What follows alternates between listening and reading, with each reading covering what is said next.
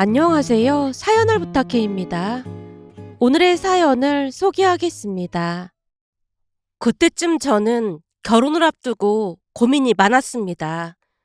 회사를 다니며 모아놓은 돈과 부모님 도움으로 작은 카페를 운영하며 하루하루 최선을 다해 살고 있었는데요. 1년 반쯤 사귄 여자친구와 결혼 이야기가 오가면서 알 수 없는 괴리감이 느껴졌습니다. 여자친구와 크게 다툰 적은 없었지만 그전부터 조금씩 불쾌하다는 생각을 하던 부분이 있었어요. 언제부터인가 여자친구가 자꾸만 예비형부와 비교를 하기 시작했거든요. 하지만 여자친구에게 콩깍지가 씌었던지라 나름 잘 지내고 있었습니다. 그러던 어느 날은 여자친구와 밥을 먹던 중 여자친구에게 물었어요. 자기야, 언니 결혼 준비는 잘 돼가고 있는 거야? 곧 있으면 결혼하시겠네? 우리 언니야, 완전 완벽한 결혼이지. 들어보니까 프로포즈 때 형부가 명품백을 선물했다는 거 있지. 엄청 비싼 거라고 보여주던데 부럽더라고. 예비 형부가 부자라고 듣긴 했는데 엄청 부자인가 보네. 언니한테 돈도 아낌없이 쓰고 그런 사람이 없더라고. 여자친구가 끊임없이 예비형부 자랑을 늘어놓는 모습에 저도 모르게 한숨이 새어나왔는데요. 여자친구는 모든 것을 언니와 비교하며 언니보다 잘 살고 싶다는 말을 반복하곤 했습니다. 언젠가 한번 사진을 보여준 적이 있었는데 여자친구 언니는 키도 크고 얼굴도 많이 예쁜 편이다 보니 여자친구 나름 자격지심이 있는 게 아닌가 싶었어요. 그때 당시에는 그 모습마저 안타까운 마음이 들어서 진심으로 위로하며 우리도 잘 살자라는 말을 할 뿐이었습니다. 그런데 며칠 후 여자친구가 또다시 언니와 예비 형부 이야기를 꺼냈어요. 자기야, 자기는 신혼여행 어디로 가고 싶어? 자기는 어디로 가고 싶은데? 어제 언니가 팜플렛 보여줬는데 언니는 몰디브로 간다고 하는 거 있지? 근데 형부가 완전 고급 리조트를 예약할 예정이래. 거기 리조트 가격이 어마어마하다고 하더라고. 우리 언니는 무슨 복이 있어서 그렇게 사는 걸까? 난 항상 언니보다 못하다는 생각이 들어서 너무 슬픈 거 있지. 그래서 말인데 우리도 신혼여행 몰디브로 가면 안 될까? 여자친구 입에서 역시나 예상했던 말이 새어나왔기에 제가 표정 관리를 못한 채 우물쭈물 거리고 있었는데요. 여자친구가 서운한 표정으로 물었습니다. 설마 몰디브 못 가는 거야? 아무래도 결혼 준비하려면 돈이 많이 들잖아. 그래서 말인데 자기는 모아놓은 돈이 얼마나 있어? 나? 나는 많이는 못 모았는데. 여자친구가 말끝을 흐렸지만 제가 다시 물었습니다. 그래도 얼마 정도는 모았을 거 아니야. 결혼 준비해야 하니까 얼마 모았는지 말해줘봐. 그게 한 3천만 원 정도 모았어. 그것도 진짜 아끼고 아껴서 모은 거야. 자기도 알다시피 우리 회사 월급이 적은 편이잖아. 그 말을 듣고 저는 한동안 아무 말도 하지 못했습니다. 3천만 원밖에 모으지 못했는데 신혼여행지를 몰디브로 생각한다는 자체가 조금은 모순이란 생각이 들었거든요. 제 친구 중에도 몰디브로 신혼여행을 다녀온 친구가 있었는데 그 친구 말로는 리조트 하루 숙박에 1,000만 원짜리도 있다고 했으니까요. 우리가 과연 그런 돈을 주고 몰디브를 갈 형편이 맞나 싶은 생각과 함께 그때쯤부터 여자친구에게 조금씩 실망을 했던 것 같습니다. 그 후로도 여자친구는 계속해서 형부와 비교하는 듯한 말을 이어갔어요. 형부는 정말 배려심이 많다니까? 언니를 위해서는 뭐든지 아낌없이 해주거든. 자기도 그렇게 해줄 거지? 나도 그러고 싶긴 하지만 사람마다 경제적인 차이가 나기 마련이다 보니까 형편에 맞게 살아가야 하는 게 아닌가 싶어. 그래도 자기네 집은 잘 사는 편이잖아. 그러니까 자기도 형부처럼 노력해줘. 여자친구가 눈물까지 글썽인 채 말을 했는데요. 그날 여자친구를 데려다주고 집으로 돌아오면서 깊은 생각에 잠겼습니다. 현실적인 부분이 자꾸만 우리 사이에 벽을 만드는 것 같았거든요. 그러면서 앞으로의 일들이 걱정스러워지기 시작했습니다. 그 뒤에도 여자친구는 계속해서 예비영부와 저를 비교했고 여자친구에게 솔직한 제 감정을 이야기할 필요가 있어 보였어요. 서로 진심을 나누고 이해하지 않는다면 만약 결혼을 하더라도 결혼 생활이 순탄치 않을 것만 같았으니까요. 결국 여자친구와 진지하게 대화를 나눴는데요. 제 진지함과는 다르게 여자친구는 그저 예비영부 이야기만 하면서 예비영부가 로맨틱하다는 말만을 강조할 뿐이었습니다. 그렇게 걱정이 깊어져 갈 무렵 어느 날은 평소처럼 카페에서 바쁘게 일을 하던 중 외부에 볼 일이 있어서 나갔다가 카페에 돌아왔더니 여자친구가 와 있었습니다. 반가운 마음에 다가가 웃으며 인사를 건넸어요. 자기야, 오늘 회사 안 갔어? 갔는데 자기가 너무 보고 싶어서 반차 내고 왔어. 여자친구의 말에 제 얼굴이 붉게 물들었는데요. 제가 쑥스럽게 웃고 있자 여자친구가 다시 말을 꺼냈어요. 근데 나 아직 밥을 못 먹었어. 같이 파스타 먹으러 가줄 수 있어? 그럼 같이 가서 먹자. 흔쾌히 파스타를 먹으러 근처 레스토랑으로 갔는데요. 음식이 마음에 들었던 것인지 여자친구가 맛있게 잘 먹었어요. 파스타를 다 먹고 난 후 우리는 다시 카페로 돌아왔고 여자친구에게 물었습니다. 커피 마실래? 응, 좋아. 여자친구가 웃으며 대답했습니다. 여자친구와 카페에서 함께 커피를 마시며 잠시 여유로운 시간을 보냈고 저는 다시 일을 했는데요.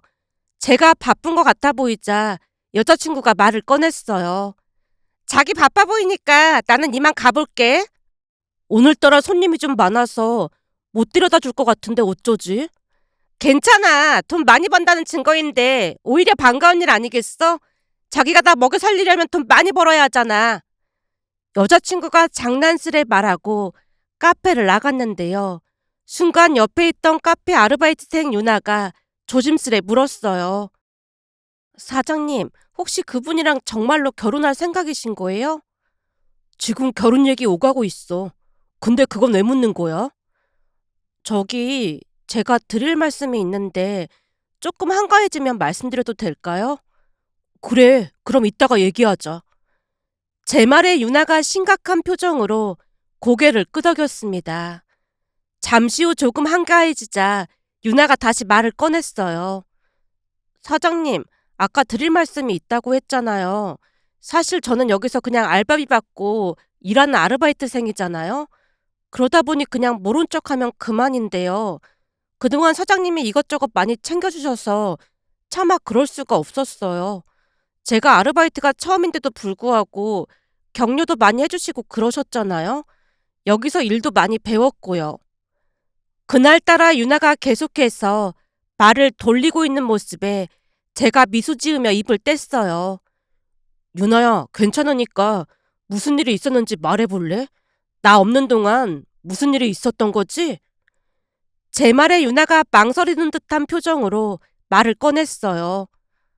아까 사장님 여자친구분이 통화하는 걸 저도 모르게 엿들었는데요. 여자친구가 하는 말을? 제가 긴장된 표정으로 유나를 바라보자 유나가 힘겹게 말을 이어갔습니다.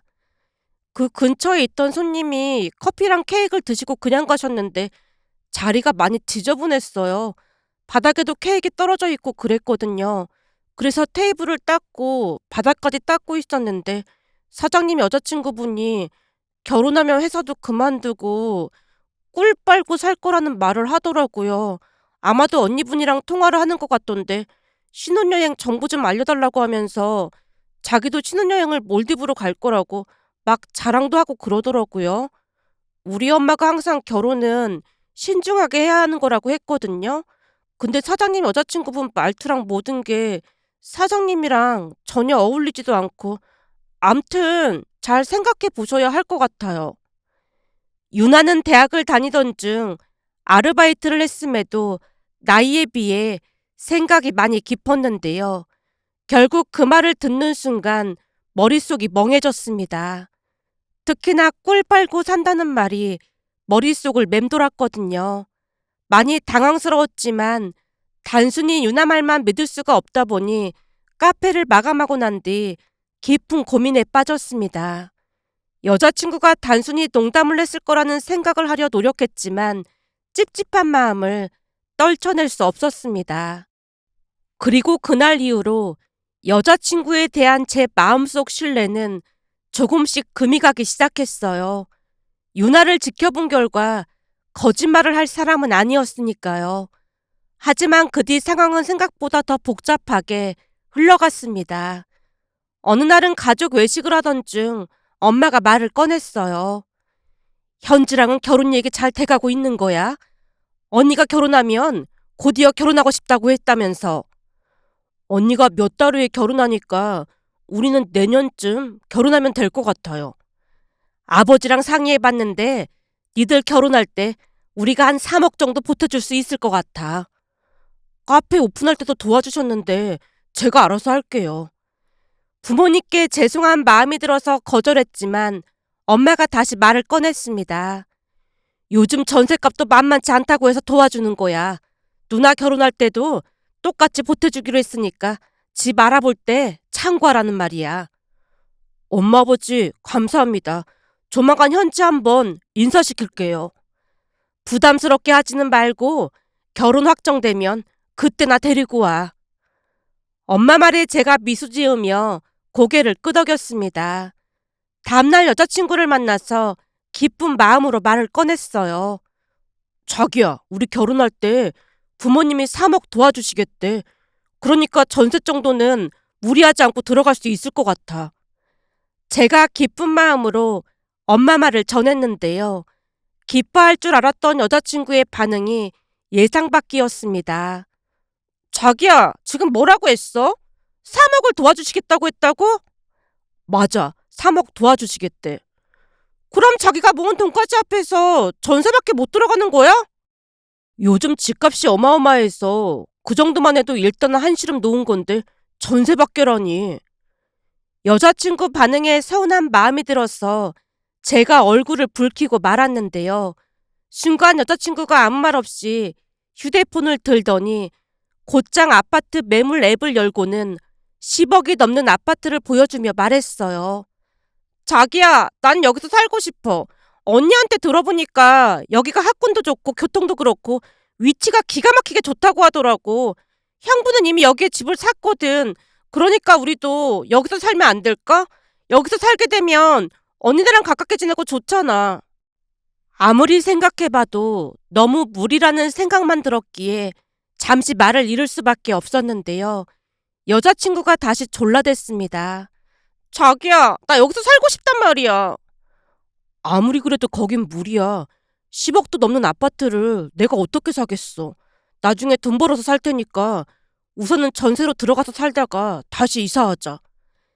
제가 여자친구를 설득하기 위해 말을 꺼냈지만 여자친구는 제 말을 듣지도 않았고 오히려 강한 어조로 말했어요. 결혼하면 난 회사 그만둘 거란 말이야. 그러니까 시작부터 좋은 곳에서 해야지. 우리 언니는 시댁에서 10억이 넘는 아파트를 받았다고 하는데 나도 그 정도는 받아야 하는 거 아니겠어? 순간 여자친구 눈빛에는 광기가 어려 있었다고 해야 할까요? 여자친구는 마치 그것이 당연하다는 듯 말을 했거든요. 자기야, 내가 이런 말 안 하고 싶었는데 우리 부모님이 3억 지원해 주시는 것도 어마어마한 일이야. 내 친구들 중에는 부모님 형편이 어려워서 도움 못 받는 친구도 많거든. 그러니까 부모님께 감사하게 생각해야 하지 않을까? 그 와중에도 제가 최대한 차분하게 말하려 애쓰고 있었는데요. 여자친구가 어이없다는 듯 대답했어요. 우리 형부는 10억이 넘는 아파트 해오는데 그깟 3억 해오는 걸로 생색내지 마. 순간 여자친구의 말에 시간이 멈춘 듯 머리가 어질어질해졌는데요. 그녀의 차가운 말투에 정나미가 떨어져 버리고 말았습니다. 그런 제 마음을 눈치채지 못했던 것인지 여자친구가 다시 말을 꺼냈어요. 난 이 아파트 아니면 절대 결혼 안 할 거니까 그런 줄 알아. 여자친구가 눈물까지 그렁그렁해진 채 그곳을 나가버렸는데요. 저 또한 이미 마음이 만신창이가 되었던지라 그녀를 따라가 달래줄 마음이 전혀 없었습니다. 결혼까지 생각했던 그녀와 제가 너무 다른 곳을 바라보고 있었던 게 아닌가 하는 생각마저 들었으니까요. 집에 돌아와서 깊은 한숨을 내쉬다 조용히 누나 방문을 노크하고 들어갔고 누나에게 상황을 차분히 설명하자 누나가 조용히 입을 열었어요. 결혼은 평생을 함께하는 일이야. 근데 벌써부터 이런 일이 일어난다면 결혼 후에는 더 큰 문제가 생길 수도 있어. 현지는 아무것도 안 해오면서 너한테만 바라는 마음만 봐도 현지는 너를 사랑하는 게 아니라 적당한 누군가를 찾고 있었던 것뿐이라는 생각이 들어. 네 인생이고 네 선택이겠지만 잘 생각해보도록 해. 누나의 말이 머릿속을 떠나지 않았는데요.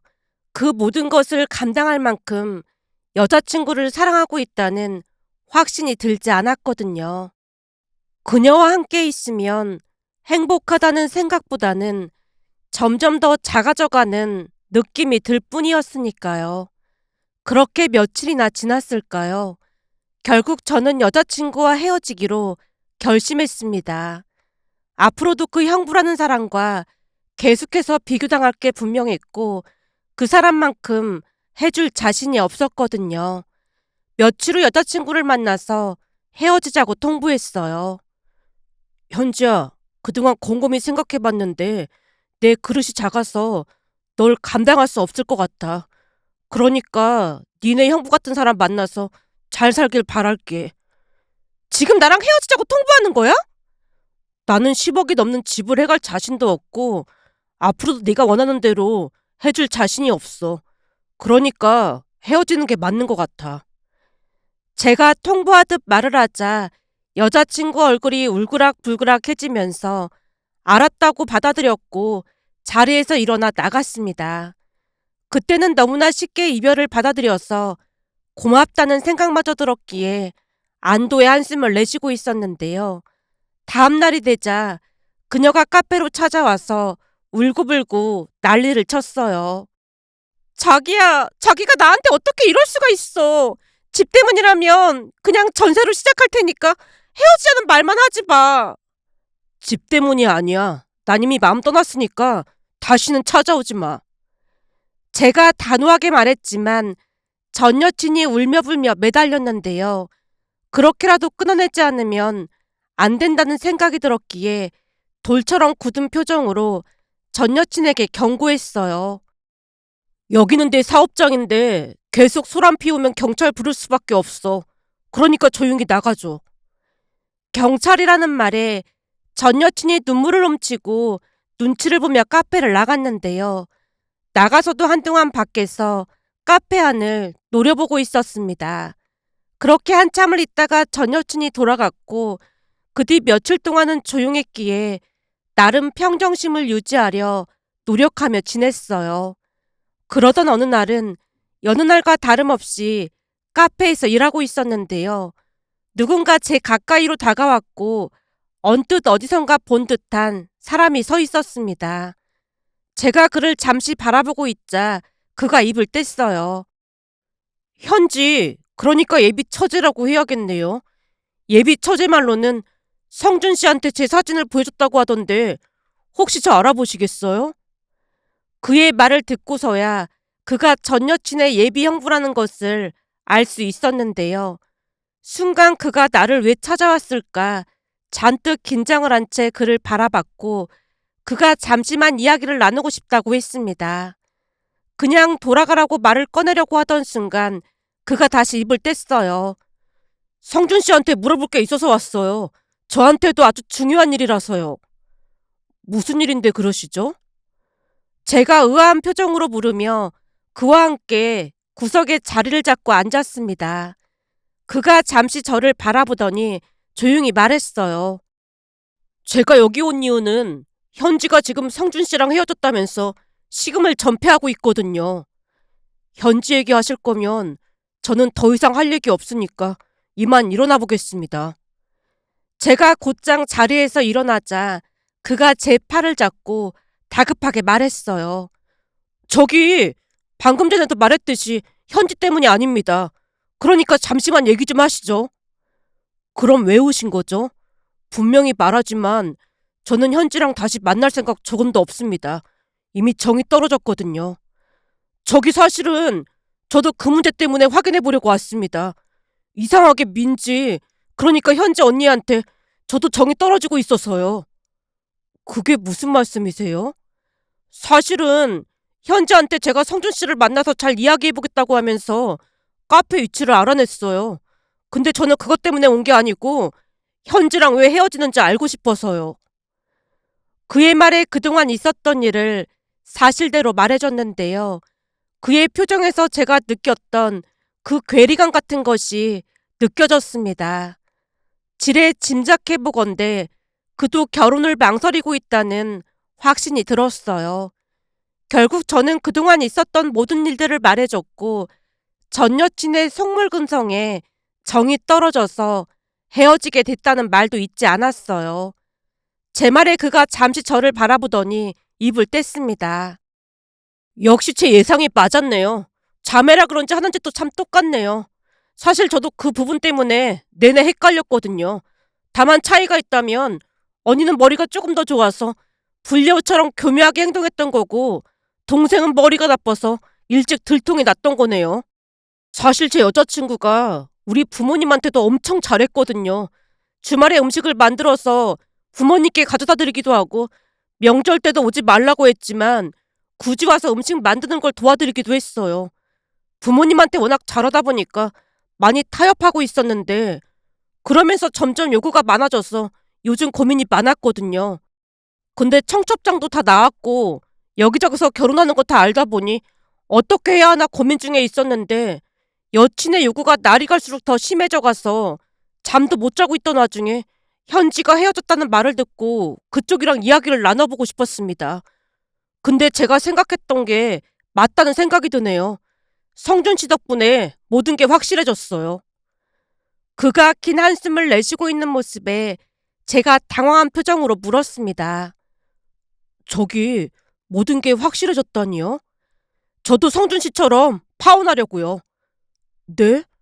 근데 이미 청첩장도 다 나왔다고. 제 인생이 걸린 문제인데 그게 뭐 대수겠어요. 암튼 성준 씨한테 많이 고맙습니다. 저한테는 은인이나 다름없어요.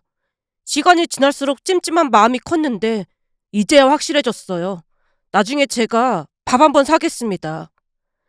그가 고맙다는 말을 하고 시야에서 점점 멀어져 갔는데요. 그의 마음도 이미 돌아섰다는 것을 짐작할 수 있었습니다. 그 후 시간이 흘렀고 얼마 전까지만 해도 전 여친과의 관계가 끝났다는 사실이 무겁게만 느껴졌지만 어느덧 저는 일상으로 돌아가고 있었어요. 카페는 여전히 바쁘게 돌아갔고 저는 묵묵히 일을 하며 지냈습니다. 그러면서 전 여친과의 감정들이 서서히 흐릿해지는 것을 느끼며 저도 모르게 무덤덤해져 가고 있었는데요. 어느 날 카페 문이 열려서 무심코 고개를 들고 쳐다봤다가 들어오는 사람을 보고 잠시 멈칫했습니다. 그 사람은 다름 아닌 전 여친의 예비영부, 그 사람이 들어오고 있는 게 아니겠어요? 그가 다가와 인사를 건넸습니다. 안녕하세요, 성준 씨. 네, 안녕하세요. 그가 다시 찾아올 것이라고 전혀 예상치 못했기에 제가 당황한 채 어쩔 줄을 몰라 하고 있었는데요. 그가 차분한 목소리로 말을 꺼냈어요. 저기 죄송한데 얘기 좀 할 수 있을까요? 그의 말에 제가 고개를 끄덕였고 카페 구석에서 그와 어색한 대화를 시작했습니다. 그때 이후로 다시 오실 거라고 생각 못하고 있었습니다. 혹시 무슨 일로 오셨을까요? 저도 헤어졌습니다. 그의 입에서 그 말이 새어나오자마자 순간 심장이 쿵하고 내려앉는 기분이었어요. 결국 그렇게 됐군요. 저도 모르게 그 말이 터져나왔고 그가 고개를 끄덕이며 천천히 말을 이어갔습니다. 네, 결국 그렇게 됐습니다. 그날 성주 씨와 얘기하고 나서 결심이 섰거든요. 평생 함께해야 할 사람인데 찜찜한 마음을 가지고 결혼할 수 없겠더라고요. 괜히 저 때문에 그렇게 된 게 아닌가 마음이 편치만은 않네요. 제가 조심스레 말을 했는데 그가 고개를 저으며 살짝 웃었어요. 성준 씨 아니었으면 불구덩이로 들어갈 뻔했어요. 정말 감사하게 생각하고 있습니다. 그의 말을 들으며 묘한 동질감 같은 것이 느껴졌기에 제가 조용히 물었습니다. 그래도 많이 힘드셨겠네요. 안 힘들었다고 하면 거짓말이겠죠. 사실 그동안 많은 일들이 있었습니다. 헤어지자고 하니까 울며 불며 매달리고 난리도 아니었어요. 그건 저도 그랬습니다. 그 모습 보면서 더욱 정이 떨어졌어요. 성준 씨랑 술 한잔 마시고 싶은데 괜찮을까요? 그 뒤 누나에게 연락해서 카페를 부탁한 뒤 우리는 가까운 술집으로 자리를 옮겼고 처음에는 어색하게 술잔을 기울였지만 취기가 오르면서 점점 많은 말들을 했습니다. 그가 그동안 있었던 이야기를 전부 털어놓으며 하소연까지 했기에 제가 진심으로 위로해줬는데요. 그러다 보니 어느새 우리는 호영호재하는 사이가 되었습니다. 그날 우리는 늦은 밤까지 술을 마셨고 서로의 아픔을 공유하고 그 안에서 위로를 찾는 조금은 이상한 하지만 진정한 친구가 되었습니다. 그러면서 전 여친으로 인해 소중한 인연을 만나게 됐다는 생각마저 들었다고 해야 할까요? 그렇게 태우 형과 저는 어느새 절친 사이가 되어 있었고 우리는 시간이 날 때마다 만나서 차도 마시고 술도 마시는 사이가 되어 있었어요. 서로의 아픔을 공감하며 점점 깊은 우정을 쌓아갔다고 해도 과언이 아니었거든요. 그러던 어느 날은 예상치 못한 일이 생겼는데요. 카페에서 일하던 아르바이트 유나가 갑자기 개인 사정으로 일을 그만뒀습니다. 유나는 성실한 직원이었기에 그녀가 떠난 자리는 크게 느껴졌고 새로운 사람을 구하는 것도 쉽지 않았어요. 카페 운영에 차질이 생기기 시작하자 결국 엄마와 누나의 도움을 받았는데 주말마다 누나가 카페에 나와 일을 돕기 시작했어요. 그전에도 바쁠 때마다 엄마와 누나가 도와줬던지라 큰 문제는 없었지만 두 사람에게 미안할 수밖에 없었기에 아르바이트를 구하고자 노력했지만 쉽지 않았습니다. 그런 와중에 태우 형도 자주 카페에 들르곤 했는데 카페에 들어오던 형이 물었어요. 성준아, 아르바이트 드디어 뽑은 거야? 아니요, 뽑기가 쉽지 않네요. 그래서 엄마랑 누나가 도와주고 있어요. 그러면서 누나와 태우 형이 짧은 인사를 주고받았고 저는 별다른 생각 없이 일을 하고 있었는데요. 사람 인생이라는 건 참 묘하다고 했던가요. 삶은 늘 예상치 못한 방향으로 흘러가곤 하니까요. 어제와 다를 바 없을 것만 같던 하루가 어느새 전혀 다른 길로 이어지고 그 길 위에서 만난 사람들과 사건들이 우리의 삶을 송두리째 바꿔놓을 수도 있다는 생각이 들었습니다. 아마도 그날 누나와 태우 형 두 사람이 서로에게 호감을 느꼈던 모양인데요. 처음에는 단순히 인사로 시작했던 대화가 점점 길어지더니 시간이 지날수록 태우 형이 카페에 오는 횟수도 잦아졌습니다. 가끔은 둘이서 테이블에 따로 앉아 대화를 나누는 모습을 볼 수 있었고 그들의 대화는 자연스럽고 편안해 보였어요. 둘의 웃음소리가 끊이지 않았거든요. 그 순간 누나 얼굴에는 밝은 미소가 자주 떠올랐습니다. 그럴 때마다 두 사람을 보며 저는 묘한 감정이 들었는데요.